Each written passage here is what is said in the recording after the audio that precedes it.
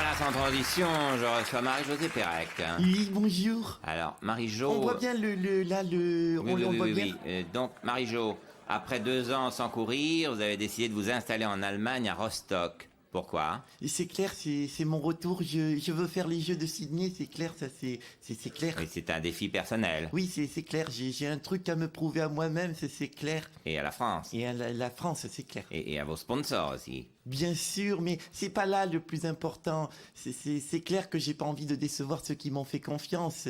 Reebok, Nike, LS, Adidas, Menen après Rasage, Benetton, Canard WC, William Sorin, Bégon Vert, Babybel, Amora, Dior, les balais au Cédar, la Moricaine, notre école de conquiliculture, McDonald's, Pampers, et Laboratoire Fizer, La Redoute, Yves Rocher et Préparation H. Salut les astrales. Bon, alors, vous avez dû remarquer que le début de la vidéo était pas tout à fait comme d'habitude, et que je me suis absenté pendant un petit moment. Alors oui, je me suis absenté un peu plus d'un mois, c'était pas forcément prévu, mais j'avais besoin de faire un petit break.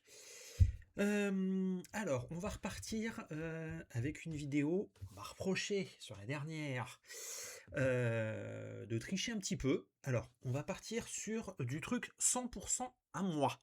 Hein. Attention, c'est ce qui m'a été reproché lors de la dernière, c'est que je piquais des images sur Internet pour combler les trous. Alors, je vais répondre tout de suite aux détracteurs qui m'ont fait ces critiques. Tout le monde n'a pas un poste fixe dans son jardin. Moi, mon télescope est à plus de 100 bornes de là. Si je m'amuse à faire 15 heures de temps de pause, sachant que je peux pas y monter toutes les semaines, j'ai pas envie de jeter le truc. Alors, ok, d'accord, je suis d'accord avec vous. Dans l'idéal, il faudrait éviter de faire des conneries. Mais on apprend de ces conneries. Donc, la prochaine fois que vous avez une critique à me faire, mettez-y un poil les formes quand même. Et puis réfléchissez un petit peu. D'autant plus que les critiques n'étaient pas fondées. Les images que j'ai utilisées étaient libres de droit. Ok, d'accord, je ne l'avais pas mentionné, je ne connaissais pas les règles. Tout le monde peut se gourer. Qui ne s'est jamais planté. Donc, puisqu'on en était à vouloir aborder la question des droits d'auteur, etc., qu'est-ce que je fais? Est-ce que je vous dis que mon lit vient d'Ikea, que mes matelas, ça vient de Conforama, EDF, tiens, bah, la lumière, l'électricité que j'utilise, bah, je dis merci EDF. Non? Qu'est-ce qu'on fait? On continue dans des délires pareils ou on s'arrête là? Bon, allez, sans plus tarder, on se fait un générique, je vous explique après.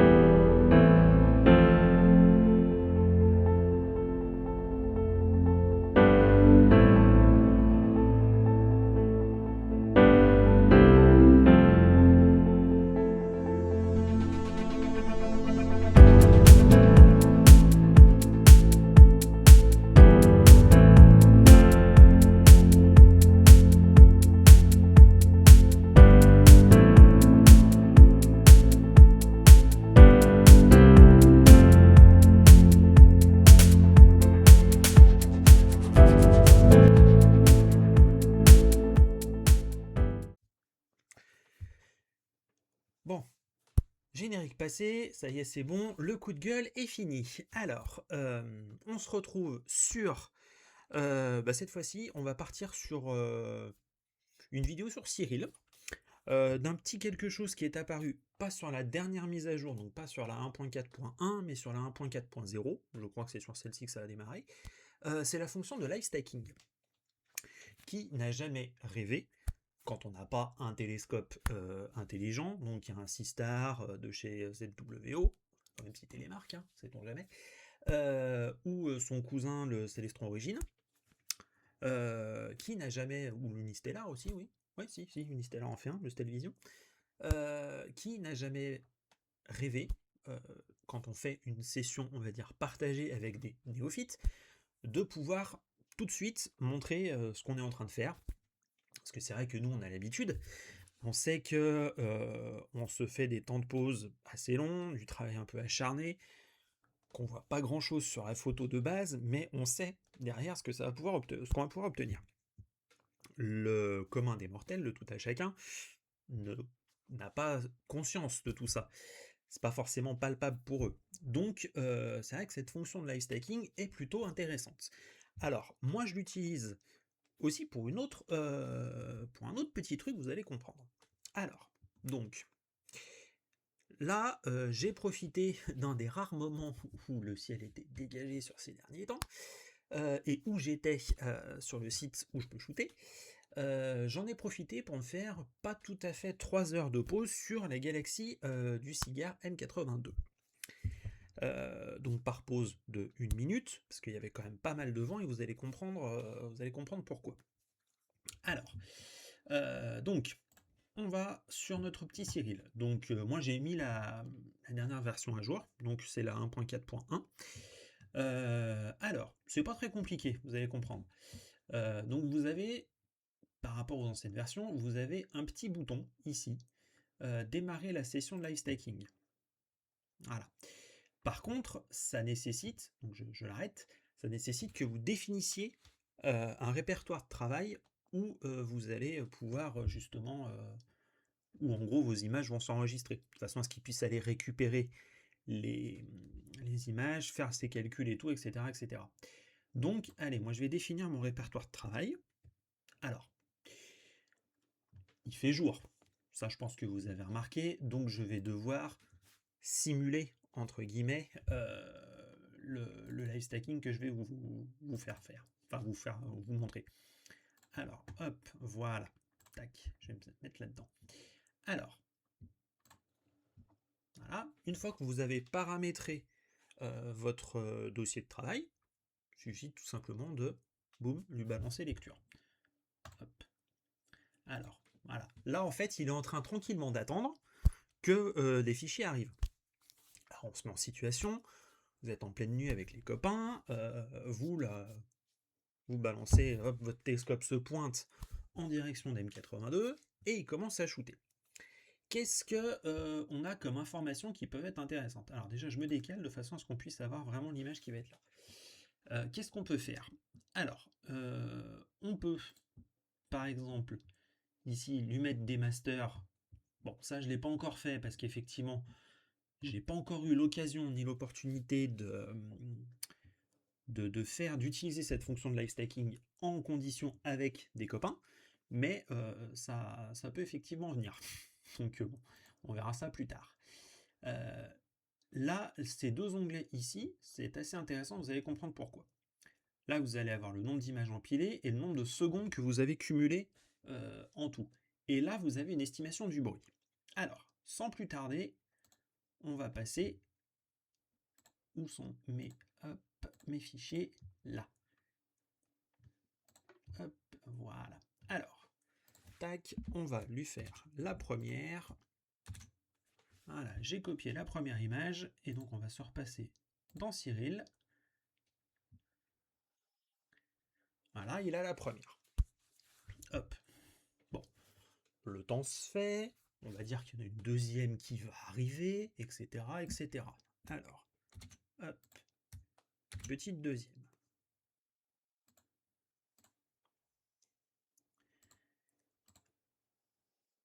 Là.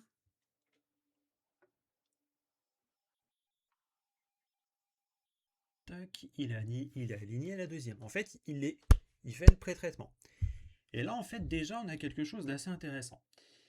On a une estimation totale du bruit. Donc ça peut être intéressant. Et si jamais l'image est trop bruitée ou qu'il n'arrive pas à l'aligner parce qu'elle a trop bougé, il va la supprimer.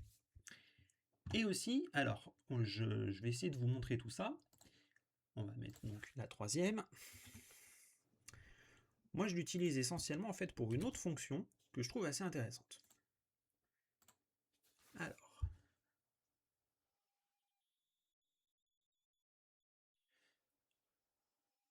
Voilà. Hop. Donc on peut voir que déjà en fait il élimine, là j'ai eu un avion qui est passé, là j'en ai eu un autre aussi, il élimine au fur et à mesure les traces. Et on peut voir que le bruit donc diminue. Ça c'est déjà bien, ça veut dire qu'effectivement l'empilement a effectivement une fonction de réduire le bruit de l'image. C'est mieux parce que sinon il y a un problème.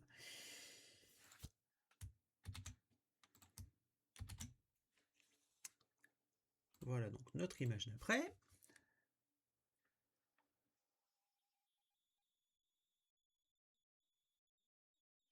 Voilà. Et on peut voir qu'effectivement, j'ai déjà des détails qui commencent à apparaître. Et on peut voir un autre élément assez intéressant. Mais on va mettre des images supplémentaires pour comprendre un petit peu plus. Vous allez comprendre où je veux en venir. Je me sers donc de cette fonction, comme je vous disais, je ne l'ai pas encore testé dans ces conditions-là, quand on fait quelque chose avec des copains. Ou alors, je l'utilise moi quand je suis tout seul pour voir un petit peu le comportement de ma monture en fonction de la météo, en fonction de ce que j'ai aux alentours. Voilà. Et donc là, en fait, pourquoi j'utilise ça comme ça? On va partir d'un constat. Prenez votre champ photographique. Vos pixels morts sont toujours situés au même endroit. Jusque-là, on est d'accord, je vous apprends rien. Si vos pixels morts sont toujours au même endroit, quand Cyril va faire l'empilement, il va donc aligner par rapport à votre objet. Donc, vos pixels morts, sans utiliser de dark bien sûr, si vous n'avez pas coché la fonction, vos pixels morts, en fait, c'est eux qui vont se décaler. Parce que votre champ d'une image à l'autre est pas, sauf si vous avez une Q8, n'est pas toujours strictement identique. Vous avez toujours un léger bouger. Ce bouger, il peut être dû à quoi? Il peut être dû à une dérive parce que votre mise en station est pas terrible, ça peut se voir, ou alors, il peut être dû, par exemple, à un gros coup de vent. Et ça, le gros coup de vent, vous ne pouvez pas vraiment l'anticiper. Donc là, voyons voir.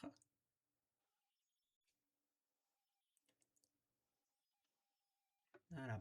Là, il nous a mis la 6e. Alors, je vais zoomer un petit peu, vous allez comprendre. Je fais des conneries. Vous voyez là, par exemple, tous ces points. L'alignement des points. Donc, on peut voir qu'effectivement, ce sont des pixels morts. Et on peut constater qu'ils se déplacent. En fait, si vraiment je mettais l'intégralité de toutes les photos, je vais quand même en mettre une de plus, l'intégralité des photos que j'ai faites donc, dans cette session, donc j'en ai quand même fait pas loin de... Alors j'avais prévu de faire 3 heures, mais les conditions météo n'ont pas été terribles. J'ai pas pu aller au bout de mes 3 heures. Donc, voilà, vous voyez là, ça nous en a rajouté un de plus. Donc en fait, on voit qu'il y a... On peut tracer une droite si vous voulez. Donc on peut constater, ça c'est... Je le dis donc avec le recul, parce qu'effectivement j'ai pu le constater sur l'ensemble de ma session, ma mise en station n'était pas parfaite. J'ai rencontré 2-3 petits soucis au moment de la mise en place, je ne sais pas ce qui s'est passé, enfin bref, je pense que j'ai dû avoir des nuages qui m'ont embêté au moment où j'ai pointé ma polaire, ça m'a un peu perturbé, et des lumières parasites, donc je ne devais pas être tout à fait nickel. Donc c'est pour ça qu'en fait, ma mise en station n'étant pas parfaite, je vois un petit trait qui commence à se former. Mais plus tard dans la nuit, j'ai eu le vent qui s'est levé. J'ai eu vraiment des gros coups de vent. Et je pense que si je continuais comme ça, donc les sessions un petit peu plus loin, donc j'aurais une composante qui ferait donc notre droite, et des bougées dans ce sens-là, ou des gros sauts, qui montreraient que il y a eu du vent. Donc, pourquoi est-ce que je fais ça? Alors, déterminer si il y a du vent ou pas, on peut le faire de plusieurs manières. On peut déjà rester devant sa monture et le constater comme ça en physique. Bon, là, ça peut l'être sévère, donc j'ai plutôt préféré mettre mon PC avec un logiciel de contrôle à distance sur mon téléphone et puis hop, rentrer au chaud. Donc je surveille un petit peu comme ça. Ça permet quand même effectivement d'être un petit peu plus tranquille. Mais par contre, au début, je m'étais dit, bon, allez, je vais tenter des pauses de 2 minutes. J'ai peur que si vraiment j'avais fait 2 minutes tout le temps, j'ai vraiment eu des gros bougés. Donc au final, ma seule session que j'ai pu faire depuis un bon bout de temps n'est pas été concluante. Donc j'ai préféré assurer le coup. j'ai préféré baisser à 1 minute pour essayer de trouver un compromis entre un temps de pause suffisant pour faire sortir du détail et un temps de pause pas trop long pour éviter justement que j'ai trop un phénomène de bouger dû au vent. Euh, alors, comment j'ai fait pour déterminer ce qui se passait? Au début, j'ai fait effectivement quelques pauses de 2 minutes qui se sont révélées déjà un petit peu floues, un petit peu bougées. Donc j'ai baissé, 1 minute 45, 1 minute 30, 1 minute 15, et je trouvais qu'en fait à 1 minute c'était pas trop mal. Donc j'ai fait déjà un petit essai comme ça sur 10 minutes, histoire de voir comment l'image se comportait. Bon, je savais avec les modèles météo que j'avais vus que le vent allait me laisser tranquille un petit moment avant de revenir un petit peu plus tard dans la nuit. Donc j'ai regardé un petit peu ce que ça pouvait me donner. Et donc effectivement, ça me donnait juste ma droite, et le peu de masse d'air que j'avais, à l'heure où je commençais ma session, ne se voyait pas à 1 minute. Par contre, à 2 minutes, il commençait à se voir. C'est ça en fait. Donc en fait, j'ai fait ça jusqu'à ce que je puisse obtenir juste une droite, et non une droite et du bouger. Voilà. Donc c'est une petite astuce qui, pour moi, quand même fait ses preuves. Hein. Donc je voulais quand même vous la partager avec vous. Alors, ça peut paraître un petit peu bricolo. Bon, effectivement, on peut se dire, ouais, enfin, faire tout ça juste parce qu'il y a un peu de vent, bon, au pire, c'est pas grave. Ouais, alors au pire, c'est pas grave. Si vous avez une EQ6 ou une EQ8, je suis d'accord avec vous, c'est pas très grave. Moi, je n'ai qu'une NEQ5. Donc, elle fait de l'astrophoto, ça, il n'y a pas de souci, je vous l'ai déjà montré, je crois qu'on en a la preuve. Mais elle a quand même une sensibilité au vent qui est assez accrue. Et en plus, je vous rappelle quand même que je suis en début de vallée du Rhône.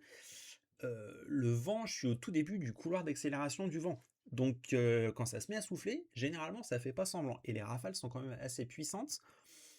Et quand je reste, par exemple au printemps ou à l'été, quand je reste dehors, quand il y a des rafales, je vois que ça bouge au niveau justement de la monture. Je vois la monture physiquement bouger. Donc c'est pour ça, voilà. Je me suis dit, qu'est-ce que tu peux faire pour essayer de réduire au maximum l'impact du vent sur tes photos? J'ai trouvé qu'effectivement cette solution était quand même plutôt assez acceptable et plutôt quand même plutôt pas mal. Donc voilà, c'est pour ça que je voulais vous la partager. Et ben écoutez les Astrams, on va s'arrêter là pour cette vidéo de reprise. Encore désolé pour le coup de gueule du début de la vidéo, mais il fallait quand même que je dise quelque chose. Ça m'a un peu perturbé, donc voilà. Bah écoutez, moi je vous dis à plus tard.